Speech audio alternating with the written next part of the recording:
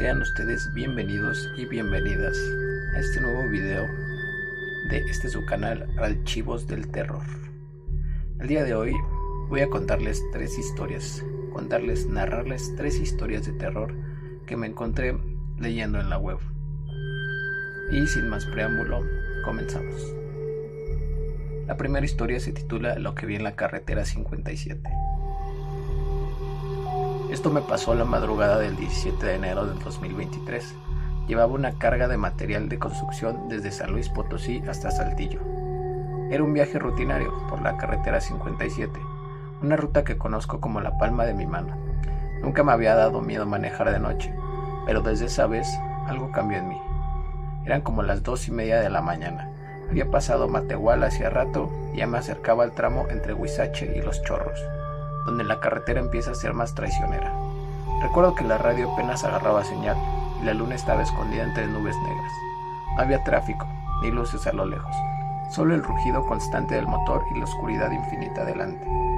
En eso la vi, una figura parada a la orilla del camino, justo en la línea blanca del acotamiento. Pensé que era un peatón, algún peregrino o tal vez alguien pidiendo ayuda. Empecé a frenar un poco a poco, pero cuando la iluminé con los faros, el estómago se me apretó. Era una mujer, o eso parecía al principio. Estaba vestida con una bata blanca sucia, como de hospital, descalza. El cabello negro le caía sobre la cara, empapado. Lo raro era cómo estaba parada, totalmente recta, sin moverse un milímetro, ni siquiera por el aire helado que corría. Pero lo peor fue cuando pasé justo a su lado. Me miró. No me refiero a que levantó la cabeza y me siguió con la vista. No, fue como si sus ojos ya supieran que yo iba a pasar, como si me hubiera estado esperando. La cabeza seguía gacha, pero sus ojos estaban abiertos y clavados en los míos. No sé cómo explicar eso. Eran completamente negros, sin pupilas, sin brillo, como si fueran pozos vacíos. Seguí avanzando con el corazón golpeándome el pecho. No quise voltear por el espejo. Algo me decía que si la miraba otra vez, no iba a salir de ahí. Después de unos 5 kilómetros, cuando por fin logré calmarme un poco, vi algo más adelante en la carretera. Una figura otra vez. Me hirvió la sangre. Era ella, otra vez. La misma mujer, misma posición, mismo rostro escondido, mismo vestido. No había forma de que hubiera llegado ahí antes que yo, a menos de que hubiera volado. En ese momento grité, no de miedo sino de coraje. Le pisé al acelerador. No pensaba detenerme otra vez. Pasé junto a ella sin mirarla, pero sentí, lo juro por lo que más quiera, que algo frío se metió a la cabina, como si un pedazo de aire de allá afuera se hubiera colado conmigo. El resto del camino lo manejé temblando. No volví a verla, pero el frío nunca se fue, ni con la calefacción a tope. Llegué a Saltillo a las 7:40 de la mañana, mucho más tarde de lo que debía. Estacioné el camión y me encerré en la cabina por casi una hora. Cuando por fin bajé, el supervisor me dijo que me veía pálido. Le conté lo que me pasó y me dijo que yo no era el primero. Según él, otros 3 camiones han visto a esa misma mujer en el mismo tramo. Uno de ellos tuvo un accidente fatal y otro se retiró del volante al verla. Lo que más me asusta es que desde esa madrugada a veces la veo en sueños, parada en la orilla de la carretera, esperando. Y siempre, cuando me despierto, tengo los pies helados, aunque duerma con calcetas. Desde entonces no manejo de noche, y cada vez que paso por ese tramo, le rezo a lo que sea para no verla otra vez, porque si me está esperando, tal vez a la próxima ya no me deje pasar. Órales, está intenso. Y continuamos con el segundo relato, que también es de un conductor. La historia se titula La mujer del kilómetro 185. Soy Javier Mendoza y desde hace más de 2 décadas recorro las carreteras de México manejando tráiler. He visto de todo, accidentes horribles, asaltos, animales cruzando a mitad de la noche, pero lo que viví una madrugada del 2021 en la carretera 180 rumbo a Tuxpan, Veracruz, aún me quita el sueño. Era un viaje de rutina. Llevaba carga refrigerada desde Tampico hasta Veracruz Puerto. Todo marchaba tranquilo. Iba solo, como casi siempre. Mi radio estaba apagada. El único sonido era el del motor constante y el golpeteo suave de las llantas sobre el asfalto. El reloj marcaba las 3:47 de la madrugada cuando pasé el kilómetro 185, justo después de un tramo lleno de curvas entre los cerros. Fue ahí cuando la vi, una mujer sola a un lado del camino, en plena oscuridad, vestida de blanco, empapada como si hubiera salido de un río, con el cabello largo y enmarañado cubriéndole parte del rostro. No levantaba la mano ni pedía aventón, solo estaba parada, mirando al tráiler. Reducí la velocidad por puro reflejo y cuando pasé a su lado, giró el rostro hacia mí. Su cara no parecía la de una persona perdida. No tenía miedo, no estaba desesperada, solo se miraba tranquila, como si me hubiera estado esperando. Seguí de largo, pero algo me obligó a detenerme unos metros más adelante. No sé por qué, fue como si mi cuerpo no me obedeciera. Bajé la velocidad hasta detenerme por completo y sin pensar mucho eché de reversa. Ella seguía ahí y esta vez se acercó. ¿Va para Tuxpan?, me preguntó en voz bajísima, como si no quisiera despertar algo que estaba dormido. Asentí, no me salían las palabras. Le abrí la puerta del copiloto y subió sin decir nada más. Olía raro, como a tierra mojada y a flores marchitas. Me dio escalofríos, pero intenté no pensar demasiado. Tal vez era una mujer que había quedado varada. Tal vez había peleado con alguien y salió a caminar. Yo qué sé. Seguimos en silencio por al menos 20 minutos. La miraba de reojo de vez en cuando, no se movía, ni siquiera parpadeaba. Solo veía al frente con la mirada clavada en el parabrisas. Y entonces ocurrió. Sentí como si la cabina se enfriara de golpe, tan frío que empecé a ver mi propio aliento dentro del tráiler. Ella se giró lentamente hacia mí, y al verla, casi pierdo el control del volante. Su piel ya no era piel, era una masa arrugada, grisácea, como la piel podrida de un cadáver, sacado del agua. Sus ojos eran completamente blancos, sin pupilas, y su boca era demasiado grande. Se le extendía de mejilla a mejilla, y estaba abierta como si estuviera a punto de gritar, pero no emitía ni un solo sonido. Intenté detener el tráiler, pero los frenos no respondían. Era como si estuviera atrapado dentro de una pesadilla. Ella comenzó a moverse hacia mí, arrastrándose en el asiento sin mover las piernas, como deslizándose, con esa sonrisa enorme y podrida cada vez más cerca de mi rostro. Grité como nunca lo había hecho en mi vida. Cerré los ojos un segundo y cuando los abrí, estaba solo. La cabina estaba vacía. Ni un rastro de ella, ni de su olor, nada.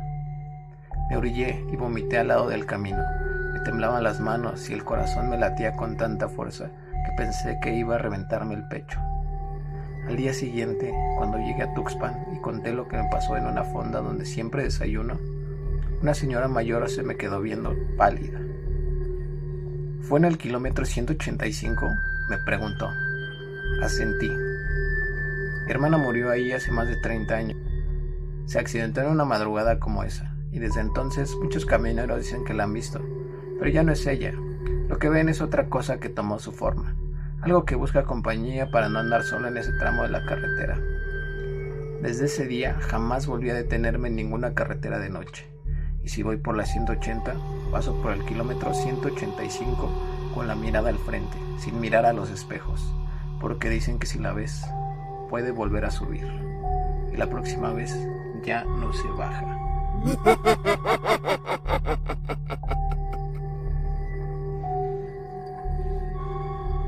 Órale, interesante, muy interesante estas primeras dos historias. Muy parecidas también, ¿no lo creen? Aunque si lo pensamos, muchas historias de camioneros donde se aparecen fantasmas, siempre son como que el mismo ente, ¿no?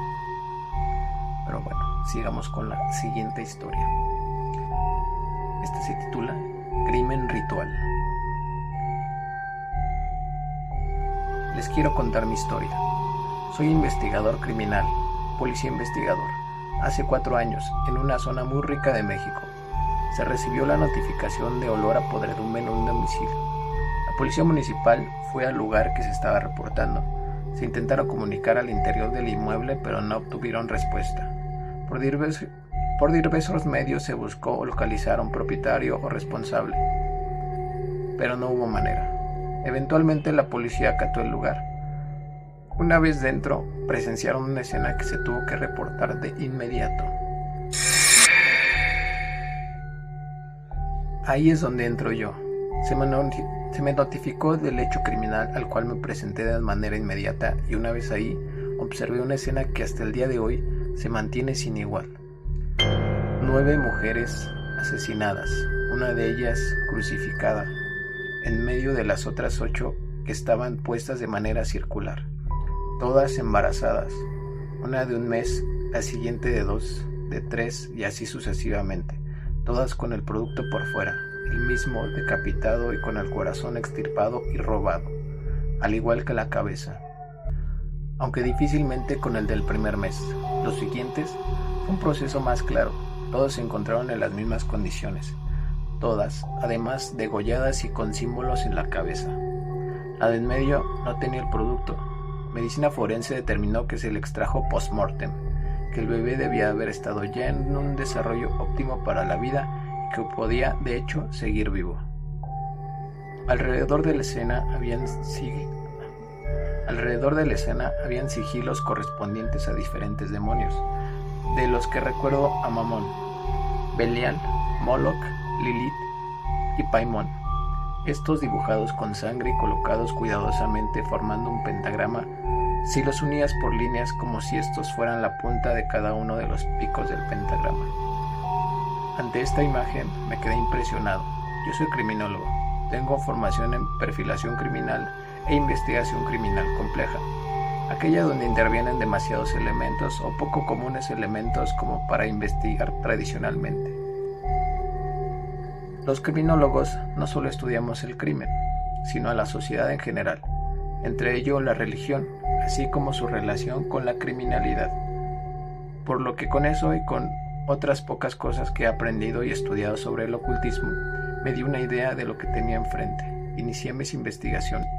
Contacté a un amigo mío que es semiólogo, que me ayuda a interpretar que el ritual podía significar que se busca dinero, poder, conocimiento oscuro, sexualidad y control político. Yo en este proceso comencé a tener sueños extraños, así como muchos episodios de estrés. A la par que llevaba este caso, llevaba otros varios, pero mi rendimiento comenzaba a flaquear, mis reflejos, mi atención y todo se vio afectado. Hasta que un día, en una situación completamente ajena, hice fuego amigo por la situación mental que estaba enfrentando. Empecé a oír voces y todo.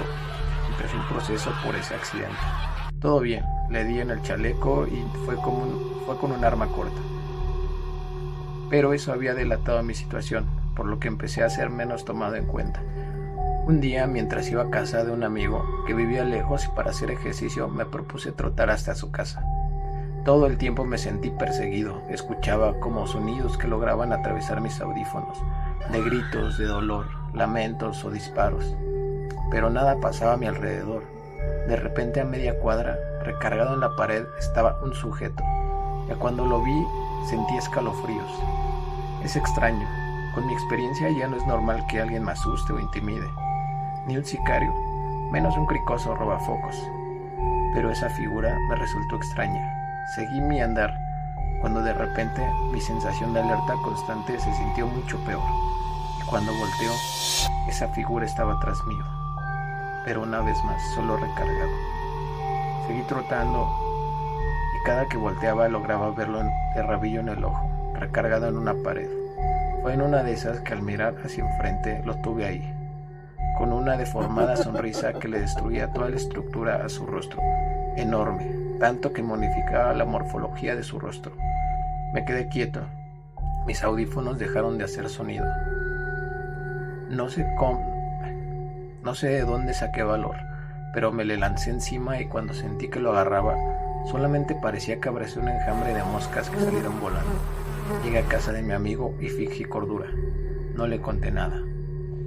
Logramos contactar a las familias de las mujeres, todas, de mucho dinero, pero hablamos de millones o decenas de millones mensuales. A ninguno le importó. Eran de 3 ciudades de México. Solo hubo un familiar que nos dijo, ya sabíamos que esto iba a pasar. Mejor tómalo con calma y enfócate en otra cosa, amigo. para que duermas mejor y vivas mejor. Eso me sacó de onda. Horrible, pero yo seguí hasta que una intuición de investigación cuya jerarquía es mayor a la que estoy me declaró incompetente. O sea, me quitó el caso para investigarlos. Tiempo después investigué. Le dieron carpetazo. Yo seguía empeorando. Ahora, antes de dormir, oía el concreto crujir, el suelo vibrar. Antes de quedarme dormido, un grito me despertaba y luces, en formas circulares, entraban a mi cuarto y se movían por las paredes. Mi salud mental decayó tanto que caí en depresión. Nada funcionó, salvo cuando me acerqué a Dios. Pude ir recuperando mi paz, mediante rezos, buenas obras y oraciones. Duré 2 años en depresión. Hoy soy feliz y vivo tranquilo, tanto como se puede siendo investigador en este país. Saludos. Santo Cristo bendito. El último sí estuvo intenso. ¿Ustedes qué opinan? ¿Alguna vez han escuchado historias similares? Creo que la de los camioneros sí, son las comunes. Pero la de los policías la de los policías y como que cosas que llevan como más confidencialidad son muy poco comunes de escuchar o de que la gente se entere, ¿no? Sí había escuchado varias historias en podcast de terror y no inventen, sí son cosas muy locas. Pero bueno, hasta aquí el video de hoy. Espero que les haya gustado. Disculpen mi dislexia al hablar. Espero estar mejorando conforme suba más videos. Y si quieres que tu historia salga en un video nuestro, puedes mandármela, puedes comentarla o mandarla al correo que aparece en el canal o en la descripción de abajo. Voy a poner el correo donde puedan mandar sus historias y yo las estaré relatando. Espero que les haya gustado. Les mando un saludo. Regálame un like, una suscripción para seguir subiendo contenido y bye.